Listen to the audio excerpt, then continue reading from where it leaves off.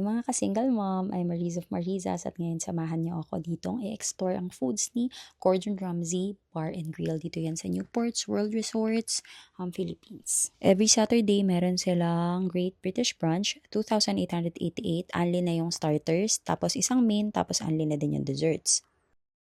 So, doon sa package, ilalabas nila lahat ng starters nila, tapos mamimili kayo doon kung ano yung gusto nyong ulitin ulit, ganon. Alam niyo ba, looking forward talaga ako matikman yung Crab Royale kasi doon sa mga vlogs na napapanood ko, doon sila sarap na sarap.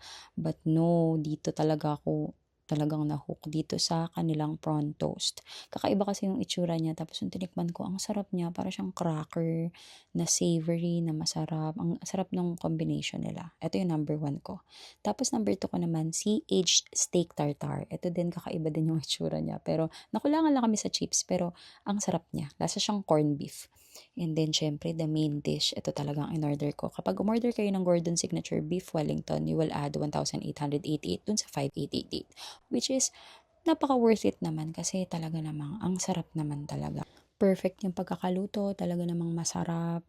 And worth it naman yung price niya kasi ganoon naman talaga nag-range ang kanang mga steak, 'di ba? Tapos, syempre, may pangalan yung chef dyan, yung may-ari. So, worth it naman. But marami pa ring masasarap na steak sa Japan. And for the dessert, ganun din, ilalabas nila lahat ng kanilang dessert, which is yung sticky toffee pudding, which I'm looking forward to, mango knickerbocker glory, at saka yung 64% manjari chocolate tart. Actually, gusto ko talagang tikman yung sticky toffee pudding kasi according na naman sa mga vlogs, yun daw ang pinakamasarap. Pero para sa akin, nagustuhan ko yung manjari chocolate tart. Hindi masyadong matamis for me and perfect yung combination ng pait niya, tsaka yung tamis.